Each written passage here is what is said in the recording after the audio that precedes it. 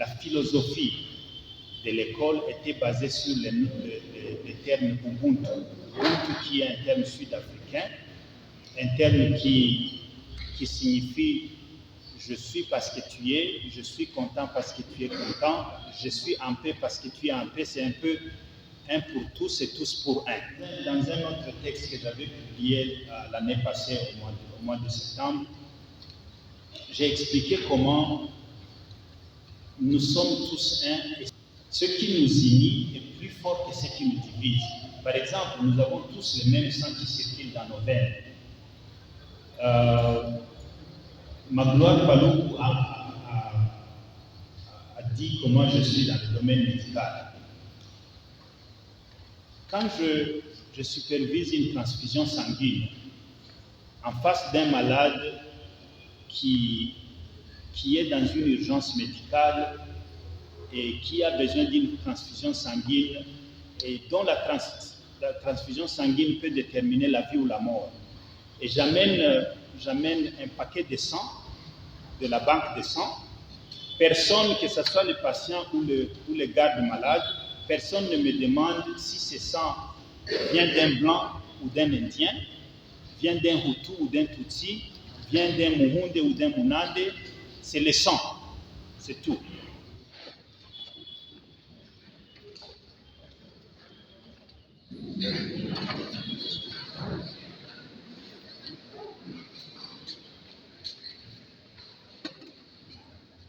Nous sommes réunis dans cette conférence très importante et particulière, nous lancée par la dynamique des Congolais engagés pour le développement. Nous avons eu plusieurs thématiques. Nous avons suivi l'émission historique de la création par Mama Sandra de la DCET, sa vision d'encadrer la jeunesse, de promouvoir les grandes idées de la jeunesse. Et puis après, Madame Pamela Jansika nous a parlé de comment transformer les traumatismes et les pertes en résilience pour franchir le leader inspiré. Excellence, vous êtes des grands leaders. Parmi ces jeunes, il y a les créateurs de ce bataille. Il y a deux qui sont dans votre domaine, qui font d'ailleurs mieux l'agroproduction. Il y a un qui vient de vendre plus que votre domaine de médecine. Je sais que vous avez plusieurs diplômes. Lui, il a fait un start-up de lutter contre les traumatismes par l'informatique. C'est unique, c'est jamais trouvé dans notre pays. Il y a un autre qui m'a amusé. Aujourd'hui, là, il vient d'avoir à peu près 300 euros. Donc, pendant que vous allez terminer votre conférence, il y aura 1700 euros. Il est le plus riche de nous tous. Il y a des intellectuels, des créateurs qui vont vous abattre. Hier, nous avons fondé 11 000 de tous les quartiers.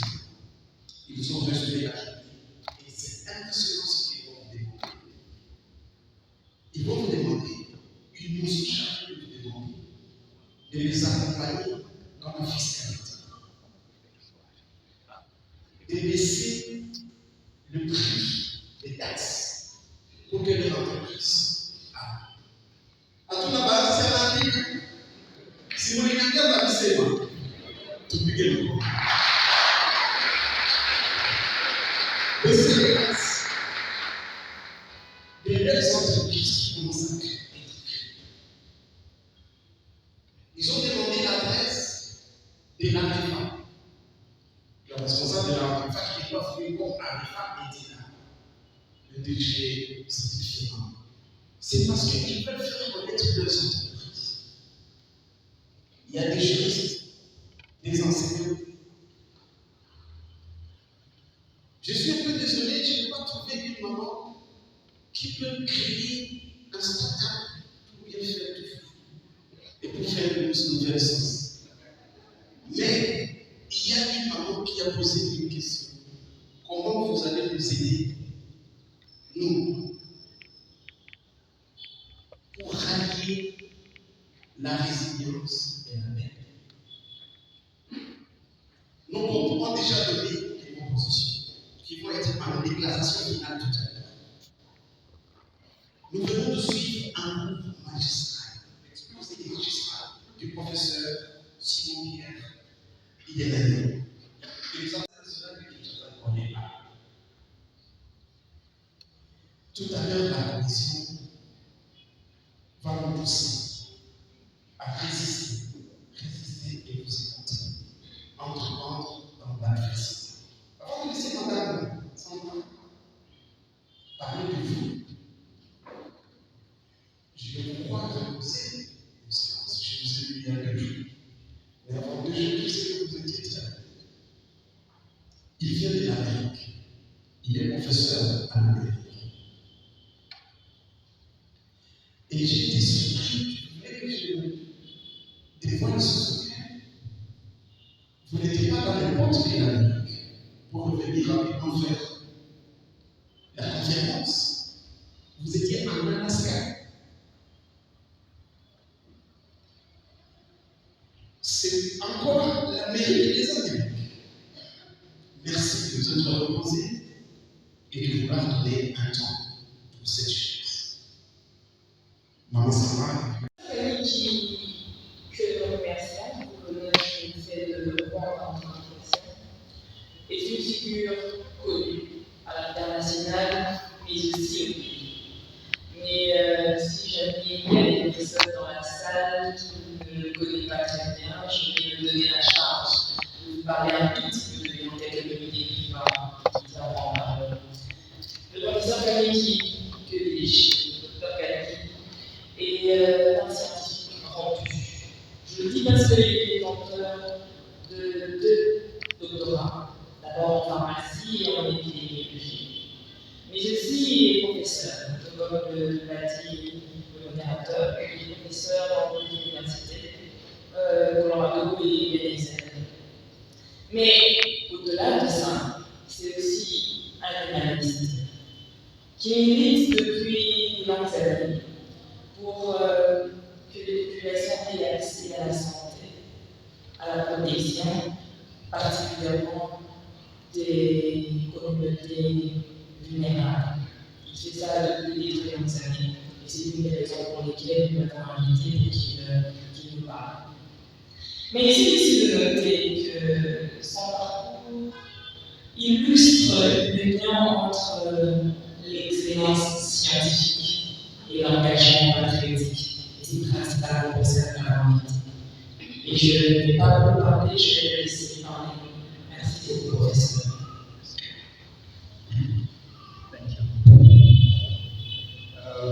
Bonjour à tous. Depuis quelques semaines, quand je parlais à Madame Sandra, je me demandais pourquoi j'étais invité dans ces assises. Maintenant, je sais que c'est pour diminuer les taxes. Je ne sais même pas si tout ce que j'ai préparé est relevant, parce que je n'ai rien préparé sur les taxes. Mais j'ai pris bonne note. Je m'appelle Freddy Kaneki, comme Madame Sandra l'a dit. Je suis congolais, je suis djiboutien, je suis l'un de vous. Et je suis ravi d'être parmi vous aujourd'hui.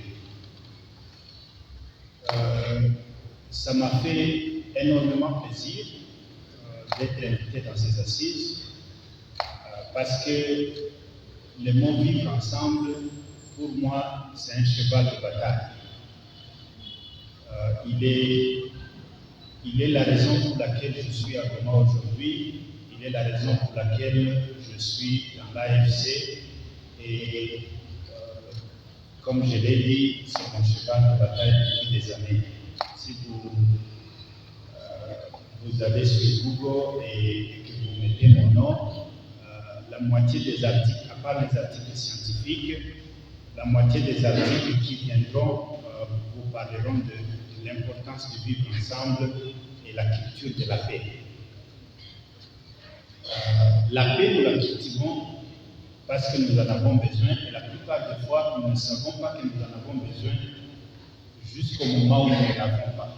Et c'est quand nous n'avons pas la paix que nous comprenons l'importance de la paix et l'importance de vivre ensemble.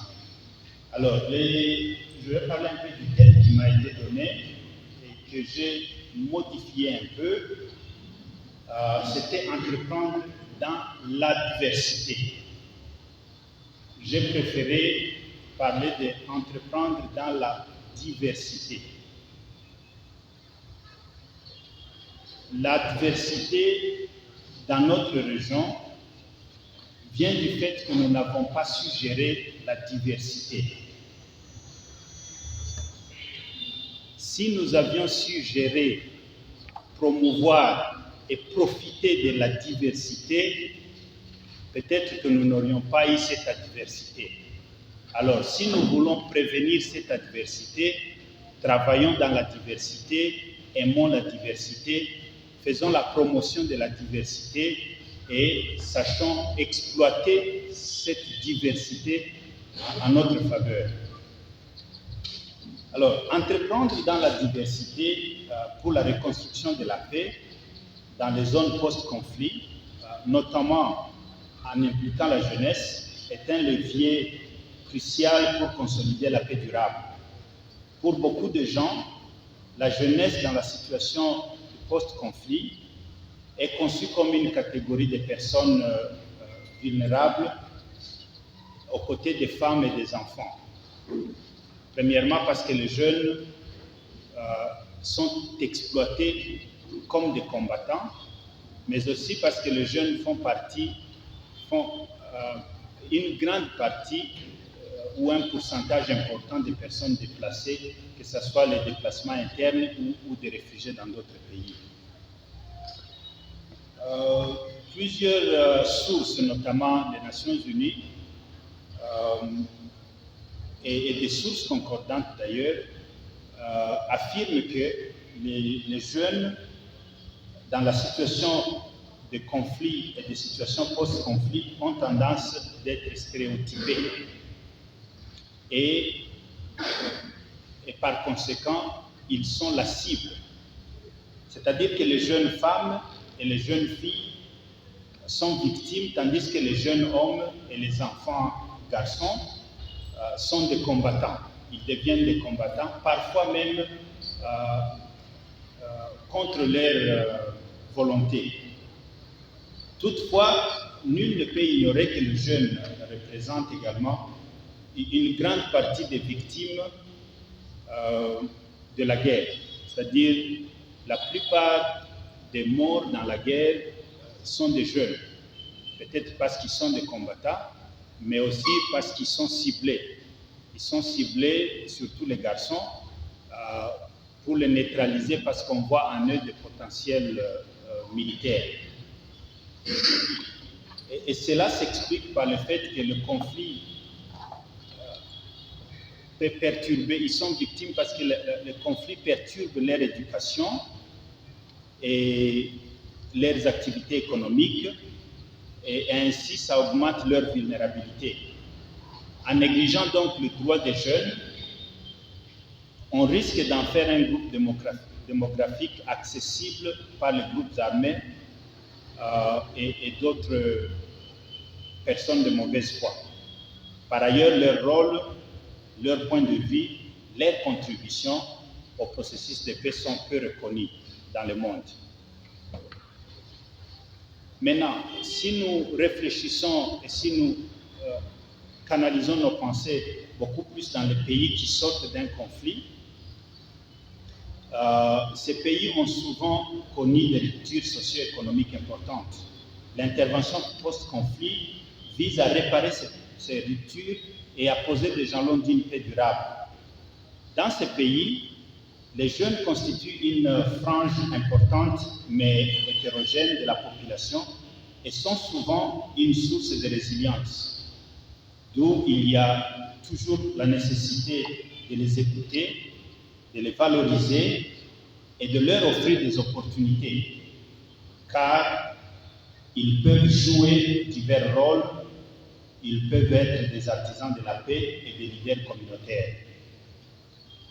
Les jeunes ont un rôle clé dans la prévention des conflits, dans la résolution des tensions et dans la construction de la paix dans une situation post-conflit.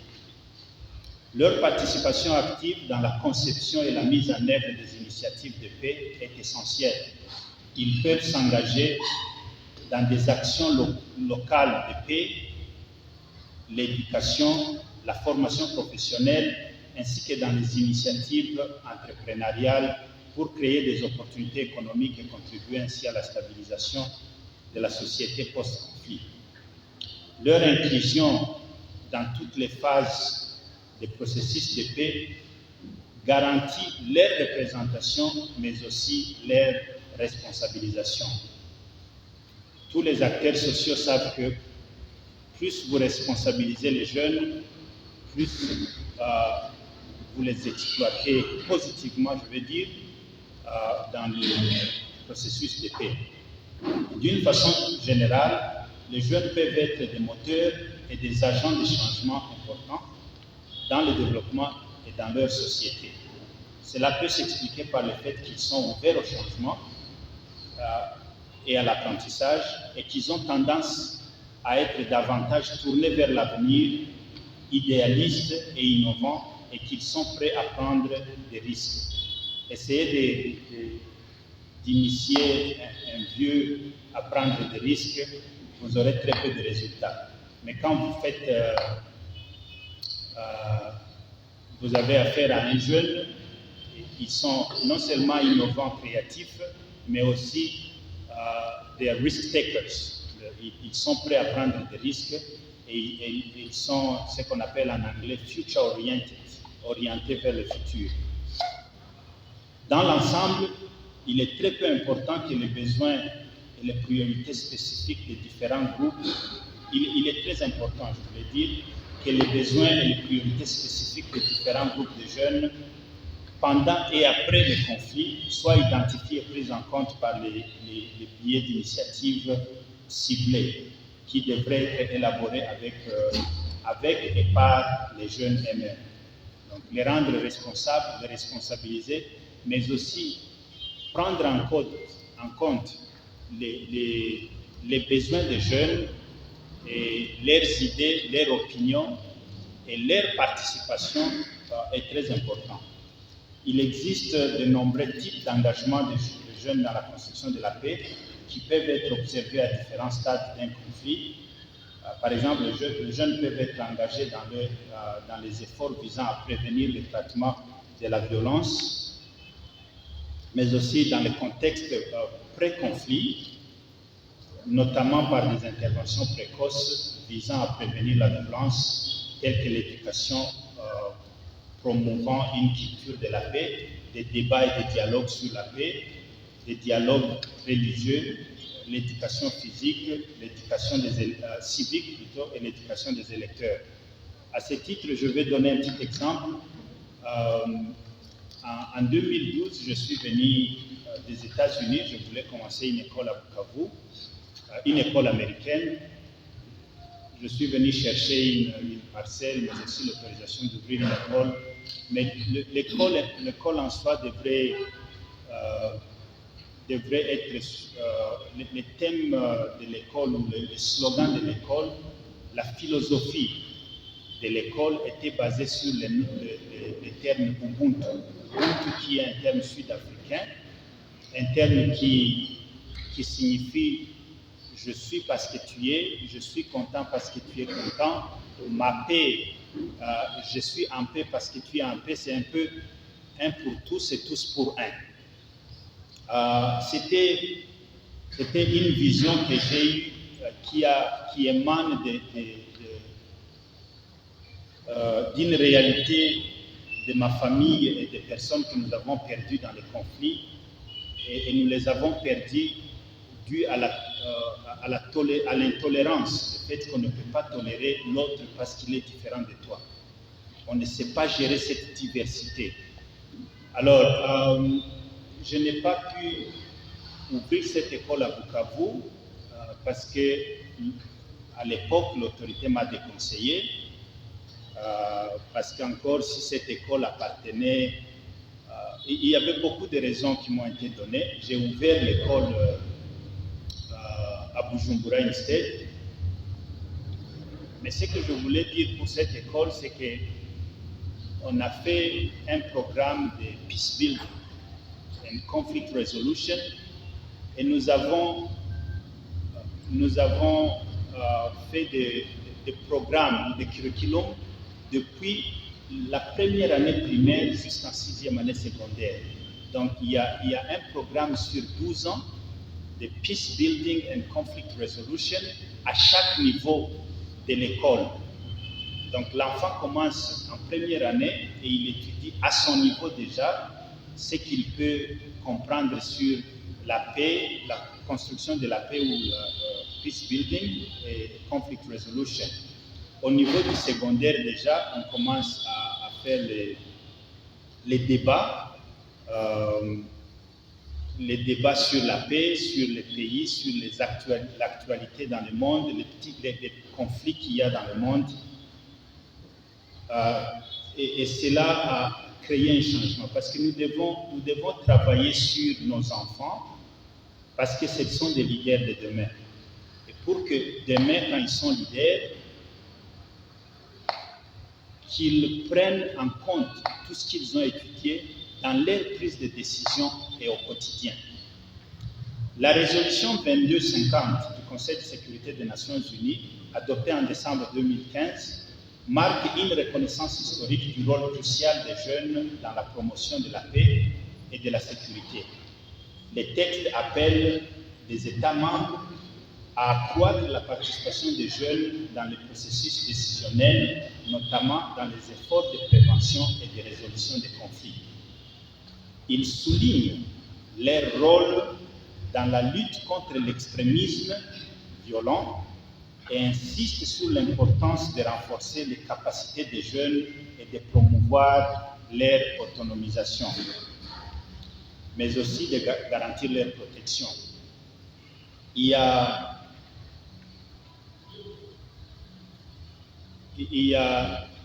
des théories comme quoi on a besoin de la sécurité pour créer le développement économique, mais nous avons aussi besoin de développement économique pour garantir cette sécurité. Dans le cas d'espèce ici, au nord et au sud Kivu, nous avons besoin de la paix et de la sécurité pour que nous puissions entreprendre, nous puissions commencer des entreprises de développement économique. Mais aussi, pour que cette sécurité soit garantie et soit pérennisée, nous avons besoin d'occuper ces jeunes par ce développement économique. Si nous ne les occupons pas, les autres de mauvaise foi vont les occuper dans d'autres choses. Donc, il est très important que nous puissions penser aux jeunes, que nous puissions initier les jeunes dans le développement économique pour pérenniser cette sécurité.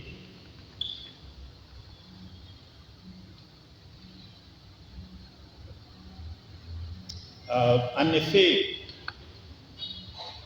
cette résolution de l'ONU, cette résolution du Conseil de sécurité de l'ONU est donc le cadre idéal pour engager les jeunes dans la recherche de la paix. Il s'y est de rappeler ici que les jeunes ici sont définis comme des personnes âgées de 18 à 35 ans. Je n'ai pas beaucoup aimé cette définition, mais je devais être correct et donner la définition qui a été donnée. Moi, je pense que c'est jusqu'à 50 ans pour que je sois inclus.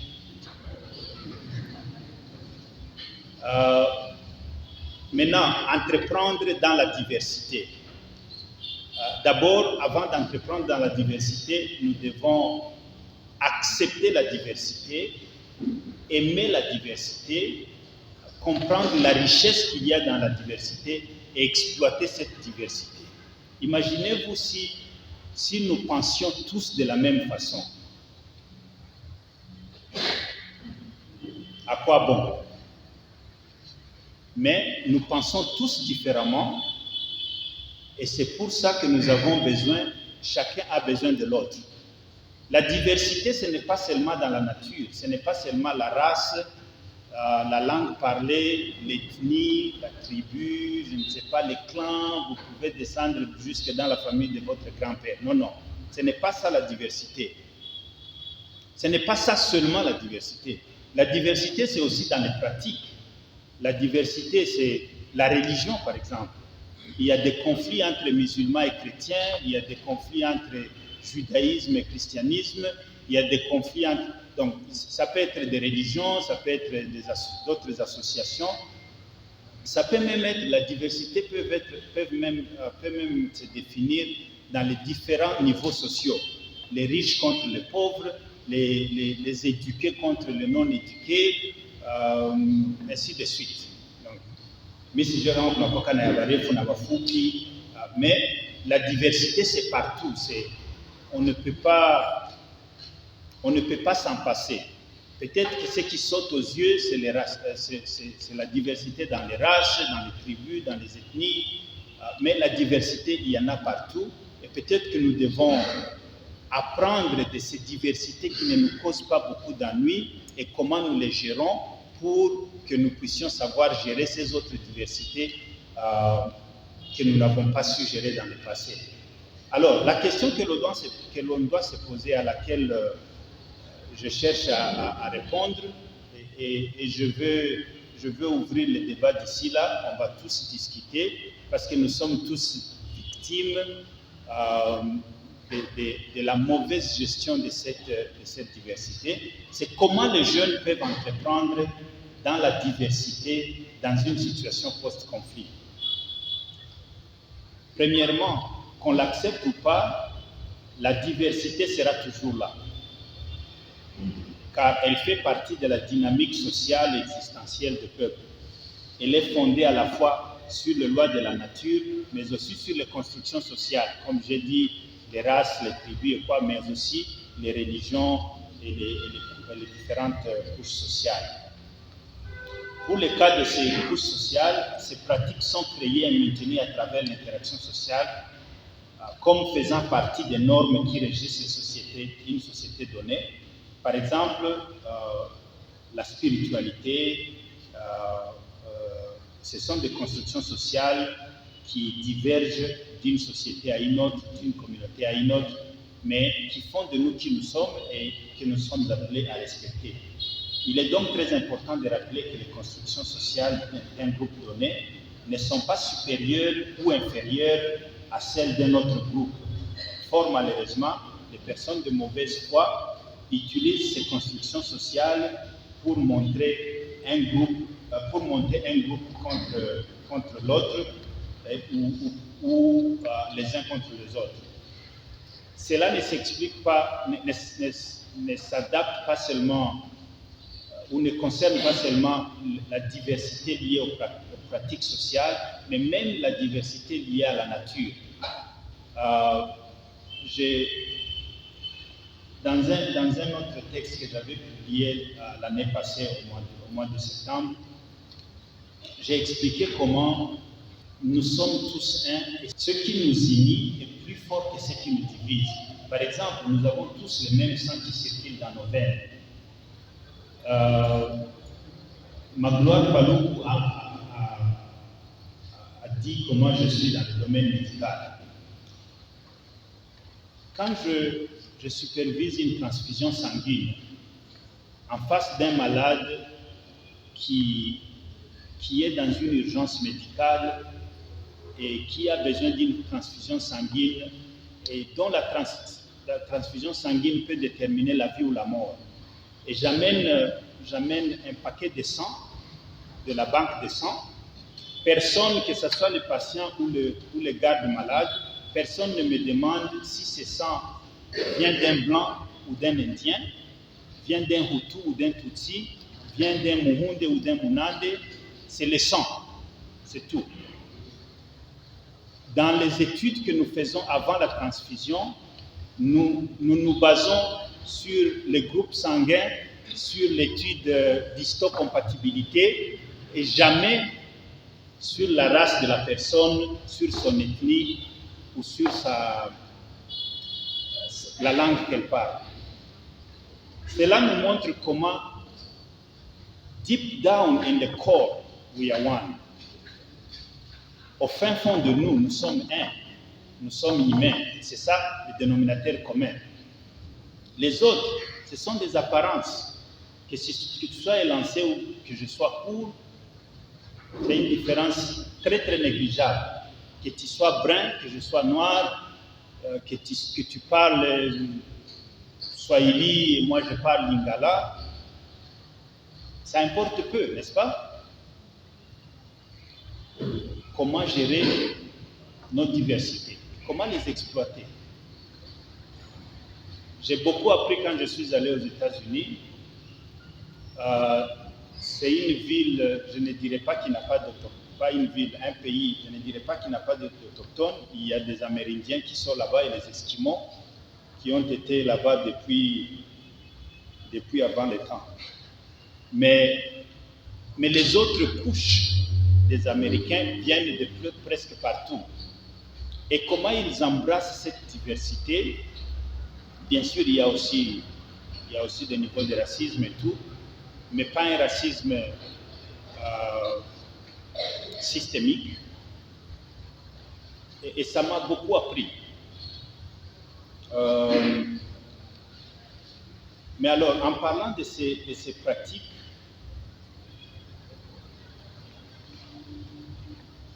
la diversité doit être perçue comme une force et non une faiblesse pour diviser les groupes sociaux. Si la diversité est perçue comme une menace, cela favorise la méfiance et la stigmatisation et la discrimination. La plupart des fois, c'est l'autorité, c'est les gouvernants et la faille dans cette gouvernance qui est beaucoup plus absorbée par le peuple. Sinon, nous avons tous besoin de nos voisins. Kama chumvi naisha kunyumba, avant uite muloko yako qui vit à 10 km, vous allez chez le voisin. Peu importe son ethnie, sa tribu ou sa race. Donc, alors, d'une façon positive, la diversité constitue une source d'enrichissement mutuel et d'innovation sociale, culturelle et économique. Reconnaître et valoriser les différences permet de favoriser la cohésion, le respect et la coopération entre individus et communautés, tout en renforçant la résilience collective face aux défis communs. La plupart des défis que nous avons, ils sont communs aux mortels, ils sont communs à nous tous. Il y a très peu de défis qui sont spécifiques à un seul groupe social ou à une seule communauté, sinon ce défi-là que nous créons nous-mêmes. D'une façon... alors, deuxièmement, les jeunes vivant dans les zones libérées, notamment libérées par l'AFC, peuvent entreprendre dans la diversité en s'appuyant sur des dispositifs d'accompagnement qui favorisent l'inclusion et la reconnaissance des talents issus de milieux variés, à leur développement personnel et à la cohésion sociale. Maintenant, l'entrepreneuriat inclusif, qui est perçu comme vecteur de la promotion du vivre ensemble, et surtout là où nous sommes dans les cas d'espèce, l'entrepreneuriat inclusif favorise la croissance économique équitable et la création d'opportunités pour tous les jeunes, notamment ceux qui sont issus des milieux sociaux divers. Cela stimule la créativité et l'innovation en mélangeant des parcours et des visions différentes, permettant aussi d'apporter une solution originale adaptés à des problèmes sociaux ou des problèmes économiques.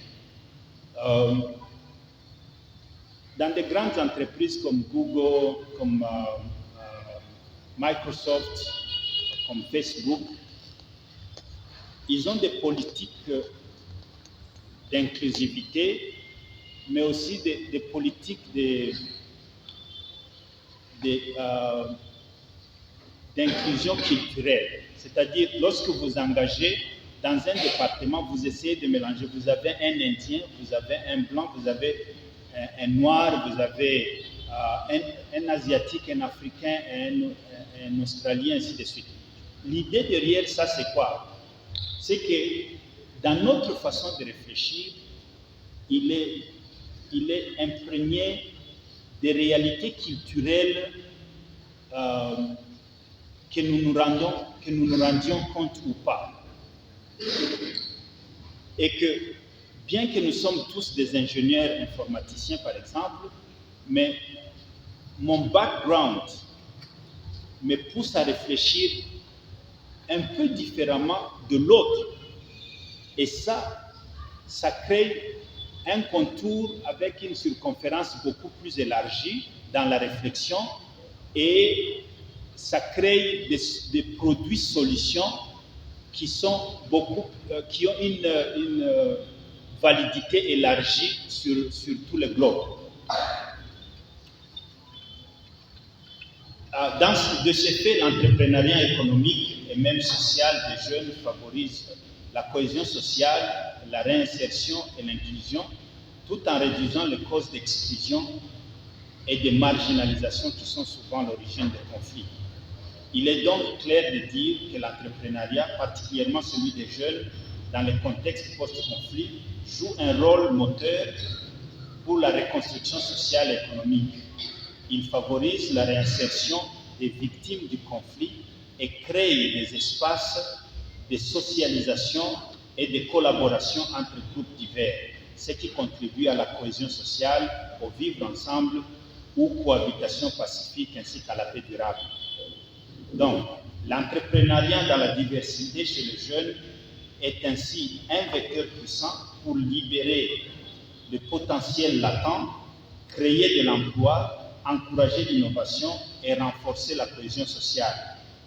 En d'autres termes, l'inclusion de la diversité dans les initiatives est importante car elle permet d'intégrer différentes couches sociales et ethniques sous potentiel de tension et une dynamique commune de développement.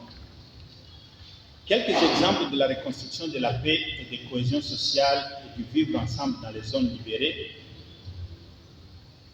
L'AFC pense que la jeunesse a un rôle central dans la construction de la paix, la cohésion sociale et le vivre ensemble. Dans la politique de reconstruction de la paix durable dans les zones libérées, l'AFC insiste sur le fait que la jeunesse est un partenaire stratégique et qu'elle doit être mobilisée comme solution dans la transformation sociale. Après la libération des territoires, des programmes prioritaires de reconstruction impliquant les jeunes ont été lancés, notamment dans les infrastructures sociales telles que les routes, les écoles et les centres de santé, permettant la créativité des jeunes d'être l'avant-garde du renouveau dans les territoires libérés. L'AFC encourage les jeunes à jouer un rôle actif dans la résistance, la sensibilisation à la paix et dans la réconciliation. La mobilisation des jeunes vise à renforcer la cohésion sociale et à restaurer la sécurité tout en éradiquant le phénomène Ouazalendo qui engouffre les jeunes du Nord Kivu et du Sud Kivu dans le mimétisme qui a semé la haine entre les communautés. Avant la libération, les jeunes ont tué, brûlé, vivre et mangé la chair humaine au nom de la haine ethnique. Un grand travail de sensibilisation a été fait par le cadre du mouvement afin que les jeunes s'impliquent dans la reconstruction de la paix. En plus, ceux qui se rendent sont intégrés dans les programmes de formation et de renforcement des capacités à travers les organisations de société civile. Ils sont formés en tant qu'ambassadeurs pour la paix, pour favoriser la cohésion sociale et le vivre ensemble, la responsabilité civique et la mobilisation en faveur d'une paix durable. Par ailleurs, sur le plan du relèvement socio-économique, ces jeunes sont formés en élevage, au métier manuel, à l'appui à la création d'unités de production communes. Ils sont encouragés à la réactivation des coopératives, à l'ouverture des comptes et des institutions de microfinance et à l'accompagnement de la scolarisation. Je suis sûr que vous étiez ici avec mon confrère, camarade Cédric, qui vous a parlé de ce qu'il fait et qui encourage les gens à innover et à entreprendre. Dans le cadre de la continuité de l'État, le programme ESPER à Minova, au sud Kivu, quand bien même est momentanément perturbé, offre une formation en métier de menuiserie et à des jeunes auparavant impliqués dans la toxicomanie, le banditisme et la prostitution. Cette formation de 6 mois vise la réinsertion socio-économique par l'acquisition de compétences professionnelles et accompagne une transformation positive de ces jeunes en proie aux groupes armés.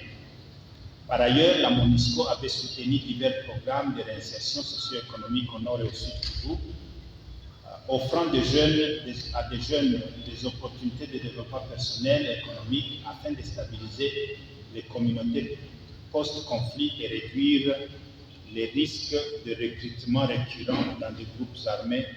Nous attendons renouveler ce partenariat encore. En conclusion, nous sommes toutes et conscients qu'il reste beaucoup à faire au-delà de ce qui a déjà été fait.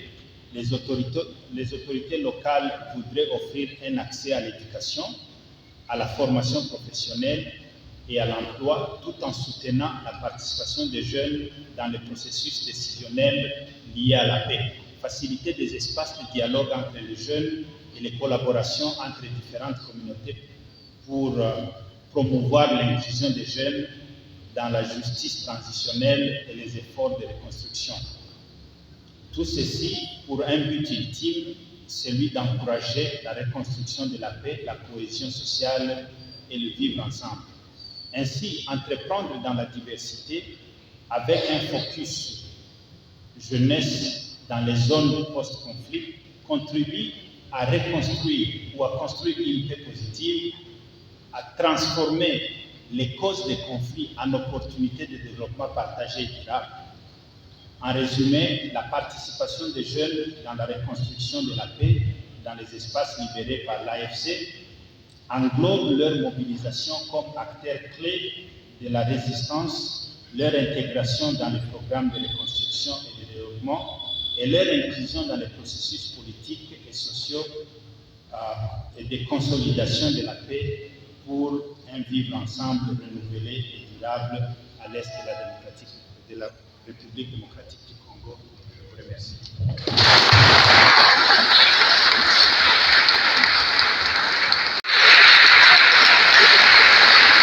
Amen.